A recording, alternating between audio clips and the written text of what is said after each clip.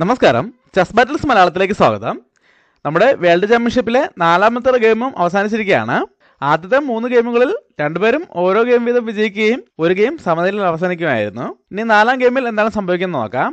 ഈ ഗെയിമിൽ ഡിംഗ്ലറൻ വൈറ്റ് സൈഡും ഗുഗേഷ് ബ്ലാക്ക് സൈഡുമാണ് കളിക്കുന്നത്. ഈ ടൂർണമെന്റിൽ കിങ്സ് പോൺ ഓപ്പണിംഗ് 2 തവണയും ക്വീൻസ് പോൺ ഓപ്പണിംഗ് 1 തവണയും ഉപയോഗിച്ചിരുന്നു.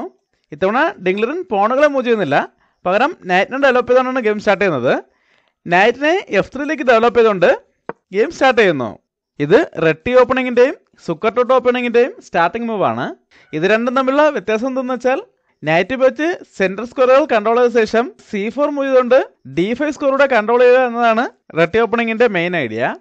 എന്നാൽ സുക്കർട്ടോട്ട് ഓപ്പണിങ്ങിൽ ഇങ്ങനെ സെൻറ്റർ കൺട്രോൾ ചെയ്യുക എന്നതല്ല മെയിൻ ഉദ്ദേശം. അതിലെ മെയിൻ ഉദ്ദേശം പീസുകളെ വേഗം ഡെവലപ്പ് ചെയ്യുന്നതാണ്. അതുകൊണ്ട് തന്നെ ഇപ്പോൾ നൈറ്റ് ഡെവലപ്പ് ആയിട്ടുണ്ട്.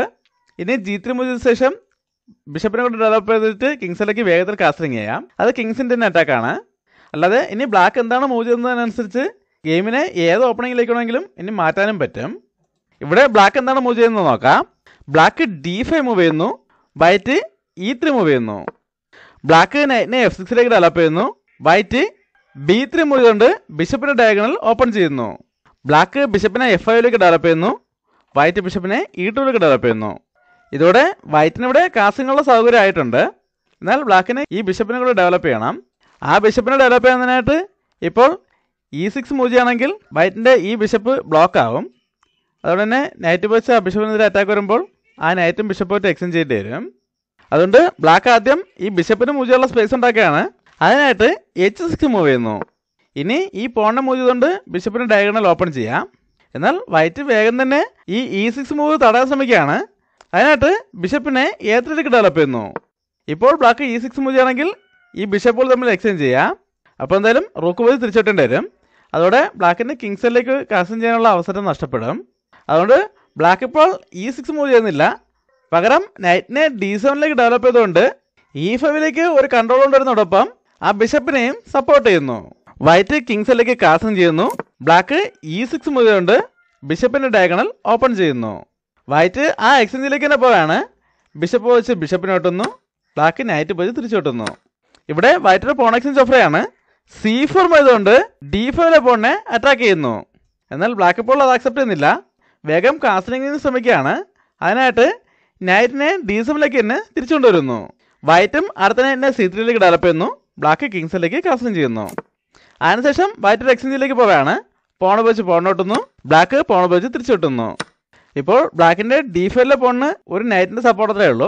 ഇവിടെ വൈറ്റ് 2 ഉദ്ദേശത്തോടെയാണ് അടുത്ത മൂവ് ചെയ്യുന്നത്. B4 മൂവ് ചെയ്യുന്നു. ഇതോടെ ബ്ലാക്കിൻ്റെ നൈറ്റ് മുന്നോട്ട് വരുന്നത് തടയാൻ കഴിയുന്നുണ്ട്.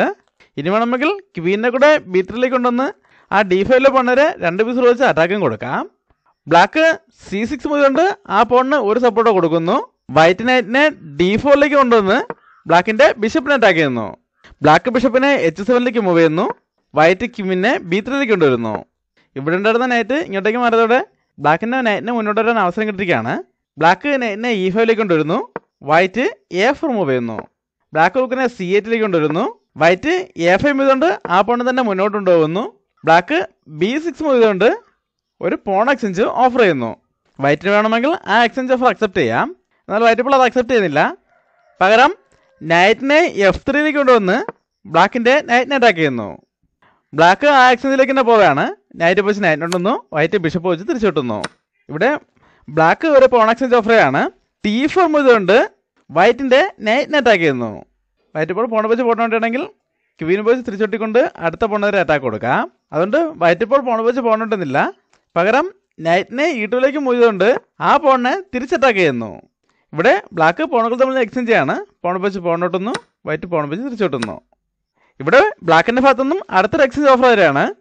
ബിഷപ്പിനെ E4ലേക്ക് കൊണ്ടുവന്ന് വൈറ്റിൻ്റെ ബിഷപ്പിനെ അറ്റാക്ക് ചെയ്യുന്നു. എന്നാൽ വൈറ്റ് ഇപ്പോൾ അത് അക്സെപ്റ്റ് ചെയ്യുന്നില്ല. ആദ്യം റൂക്കിനെ D1ലേക്ക് കൊണ്ടുവന്ന് ബ്ലാക്കിൻ്റെ ക്വീനെ അറ്റാക്ക് ചെയ്യുന്നു. ബ്ലാക്ക് ക്വീനെ E7ലേക്ക് മൂവ് ചെയ്യുന്നു. അതിനുശേഷം ബിഷപ്പ് വെച്ച് ബിഷപ്പ് ഒട്ടിനോട്ടുന്നു, ബ്ലാക്ക് നൈറ്റ് പോയി തിരിച്ചോട്ടുന്നു. ഇവിടെ എപ്പോഴും ഈ പോണുകൾ തമ്മിൽ അറ്റാക്കിലാണ്. അവിടെയും ഒരു എക്സ്ചേഞ്ച് ഇടയ്ക്കാണ്. വൈറ്റ് പോൺ വെച്ച് പോണിട്ടുന്നു, ബ്ലാക്ക് പോൺ വെച്ച് തിരിച്ചോട്ടുന്നു. ഗെയിമിൻ്റെ റിസൾട്ട് ഇപ്പോൾ തന്നെ ഏകദേശം ഉറപ്പായിട്ടുണ്ട്. എന്നാൽ ടൂർണമെൻറ്റ് നിയമപ്രകാരം 40 മൂവ് ആകുന്നതിന് മുമ്പായിട്ട് പ്ലേയേഴ്സിന് ഡ്രോ ഓഫർ ചെയ്യാൻ അവകാശമില്ല. ഇവിടെ വൈറ്റ് അടുത്തൊരു എക്സ്ചേഞ്ച് ഓഫറാണ്. നൈറ്റിനെ C3യിലേക്ക് കൊണ്ടുവന്ന് ബ്ലാക്കിൻ്റെ നൈറ്റിനെ അറ്റാക്ക് ചെയ്യുന്നു. ബ്ലാക്കിനാണെങ്കിൽ ഇപ്പോൾ അത് അക്സെപ്റ്റ് ചെയ്യാം. എന്നാൽ ബ്ലാക്ക് അത് അക്സെപ്റ്റ് ചെയ്യുന്നില്ല. പകരം റൂക്കിനെ D8ലേക്ക് കൊണ്ടുവന്ന് വൈറ്റിൻ്റെ റൂക്കിനെ അറ്റാക്ക് ചെയ്യുന്നു. എന്നാൽ വൈറ്റ് ആദ്യം നൈറ്റുകൾ തമ്മിൽ എക്സ്ചേഞ്ച് ചെയ്യാണ്. നൈറ്റ് വെച്ച് നൈറ്റിനെ ഒട്ടുന്നു, ബ്ലാക്ക് ക്വീനെ വെച്ച് തിരിച്ചൊട്ടുന്നു. അതിനുശേഷം H3 മൂവ് കൊണ്ട് കിങ്ങിന് മൂവ് ചെയ്യാനുള്ള സ്പേസ് ഉണ്ടാക്കുന്നു. ബ്ലാക്ക് B4 പോണവരെ ഒരറ്റാക്ക് കൂടെ കൊണ്ടുവരുന്നു. ഈ സമയത്ത് വൈറ്റ് റൂക്കുകൾ തമ്മിൽ എക്സ്ചേഞ്ച് ചെയ്യാണ്. റൂക്ക് വെച്ച് റൂക്കിനൊട്ടുന്നു, ബ്ലാക്ക് റൂക്ക് വെച്ച് തിരിച്ചിട്ടുന്നു. അതിനുശേഷം പോണ വെച്ച് പോണിട്ടുന്നു, ബ്ലാക്ക് പോണ വെച്ച് തിരിച്ചിട്ടുന്നു. ഇപ്പോൾ ബ്ലാക്കിൻ്റെ C5 പോണ യാതൊരു സപ്പോർട്ടും ഇല്ല. വൈറ്റ് ആ പോണ ടാർഗറ്റ് ചെയ്യാണ്. റൂക്കിനെ C1ലേക്ക് കൊണ്ടുവന്ന് ബ്ലാക്കിൻ്റെ പോണിനെ അറ്റാക്ക് ചെയ്യുന്നു. ബ്ലാക്ക് ക്വീനെ C5ലേക്ക് കൊണ്ടുവന്ന് ആ പോണിനെ സപ്പോർട്ട് ചെയ്യുന്നതോടൊപ്പം H2 സ്ക്വയറും കൺട്രോൾ ചെയ്യുന്നു. ഈ മൂവിന് പിന്നിൽ ഒരു ട്രിക്ക് ഉണ്ട്. ഇവിടെ ഇപ്പോൾ എന്തായാലും സമനില ഉറപ്പായ സ്ഥിതിക്ക് വൈറ്റ് ആ പോണരെ ഒരു അറ്റാക്ക് കൊണ്ടുവരുന്നതോടൊപ്പം ആ ഒരു ക്വീൻ എക്സ്ചേഞ്ച് ഓഫർ ചെയ്യാൻ ശ്രമിക്കുകയാണെങ്കിൽ ബ്ലാക്കിന് ഈ ഗെയിം വിജയിക്കാൻ കഴിയും. ഈ വീഡിയോ പോസ്റ്റതിന് ശേഷം ബ്ലാക്കിനിവിടെ എങ്ങനെയാണ് വിജയിക്കാൻ കഴിയുന്നതെന്ന് കണ്ടുപിടിക്കാൻ ശ്രമിക്കുക. ബ്ലാക്കിനിപ്പോൾ എങ്ങനെ ഒരു ക്വീൻ എക്സ്ചേഞ്ച് ചെയ്യേണ്ട ആവശ്യമില്ല. ആദ്യം റൂക്കിനെ D8ലേക്ക് കൊണ്ടുവന്ന് ചെക്ക് കൊടുക്കുക. ഇപ്പോൾ എന്തായാലും കിങ്ങിനെ കൊണ്ടും മൂവ് ചെയ്യാൻ പറ്റില്ല. അതുകൊണ്ട് തന്നെ റൂക്ക് വെച്ച് റൂക്കിനെ ഇട്ട് ചെയ്യേണ്ടി വരും. ഇതോടെ വൈറ്റിൻ്റെ ക്വീനുള്ള സപ്പോർട്ട് നഷ്ടപ്പെടുകയും ആ ക്വീൻ നഷ്ടപ്പെടുകയും ചെയ്യും. ഇനി എന്തായാലും ഒരു പാസിന് പോകണം, ക്വീനും ഉണ്ട്. അതുകൊണ്ട് തന്നെ ഈ ഗെയിം ബ്ലാക്കിന് വിജയിക്കാം. എന്തായാലും ഡിംഗ്ലറിന് ഇപ്പോൾ ക്വീനെ C3യിലേക്ക് കൊണ്ടുവരുന്നില്ല. പകരം ക്വീനെ C2യിലേക്ക് കൊണ്ടുവന്ന് C5 പോണവരെ അറ്റാക്ക് കൊടുക്കുന്നു. ബ്ലാക്ക് റൂക്കിനെ D5യിലേക്ക് കൊണ്ടുവന്ന് ആ പോണിന് ഒരു സപ്പോർട്ട് കൊടുക്കുന്നു. വൈറ്റ് G3 മൂവ് കൊണ്ട് ഈ ക്വീൻ്റെ ഡയഗണൽ ക്ലോസ് ചെയ്യുന്നു. ഇവിടെ ബ്ലാക്ക് F5 മൂവ് ചെയ്യുന്നു. വൈറ്റ് കിങ്ങിനെ G2യിലേക്ക് മൂവ് ചെയ്യുന്നു. ബ്ലാക്ക് കിങ്ങിനെ H7ലേക്ക് മൂവ് ചെയ്യുന്നു. വൈറ്റ് ക്വീനെ C4ലേക്ക് കൊണ്ടുവരുന്നു. ബ്ലാക്ക് ക്വീനെ D6ലേക്ക് മൂവ് ചെയ്യുന്നു. ഈ സമയത്ത് വൈറ്റ് E4 മൂവ് ചെയ്തുകൊണ്ട് ബ്ലാക്കിന്റെ റൂക്കിനെ അറ്റാക്ക് ചെയ്യുന്നു. ബ്ലാക്ക് റൂക്കിനെ E5ലേക്ക് മൂവ് ചെയ്തുകൊണ്ട് ആ പോണിനെ തിരിച്ചറ്റാക്ക് ചെയ്യുന്നു. വൈറ്റ് പോൺ വെച്ച് പോണിട്ടുന്നു, ബ്ലാക്ക് റൂക്ക് വെച്ച് തിരിച്ചിട്ടുന്നു.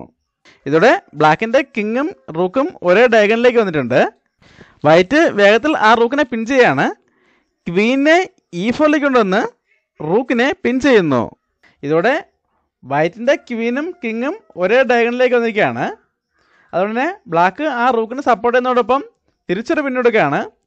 ക്വീനെ D5ലേക്ക് കൊണ്ടുവന്ന് ആ റൂക്കിനെ സപ്പോർട്ട് ചെയ്യുന്നതോടൊപ്പം വൈറ്റിൻ്റെ ക്വീനെ പിൻ ചെയ്യുന്നു. ഇതോടെ ഇവിടെ ഒരു ക്വീൻ എക്സ്ചേഞ്ച് നടക്കുകയാണ്. വൈറ്റ് ക്വീനെ ഉപയോഗിച്ച് ക്വീൻ ഇട്ടുന്നു, ബ്ലാക്ക് റൂക്ക് വെച്ച് തിരിച്ചിട്ടുന്നു. ഇപ്പോഴും ബ്ലാക്കിൻ്റെ C5 പോണവരെ വൈറ്റിന് റൂക്ക് വെച്ച് അറ്റാക്കുണ്ട്. വൈറ്റ് കിങ്ങിനെ കൂടെ അങ്ങോട്ടേക്ക് കൊണ്ടുവരാൻ ശ്രമിക്കുകയാണ്. അതിനായിട്ട് കിങ്ങിനെ F3യിലേക്ക് മൂവ് ചെയ്യുന്നു. ബ്ലാക്ക് കിങ്ങിനെ G6ലേക്ക് മൂവ് ചെയ്യുന്നു. വൈറ്റ് കിങ്ങിനെ E4ലേക്ക് മൂവ് ചെയ്തുകൊണ്ട് ബ്ലാക്കിൻ്റെ റൂക്കിനെ അറ്റാക്ക് ചെയ്യുന്നു. ബ്ലാക്ക് റൂക്കിനെ D4ലേക്ക് കൊണ്ടുവന്ന് ചെക്ക് കൊടുക്കുന്നു. വൈറ്റ് കിങ്ങിനെ E3ലേക്ക് മൂവ് ചെയ്യുന്നു.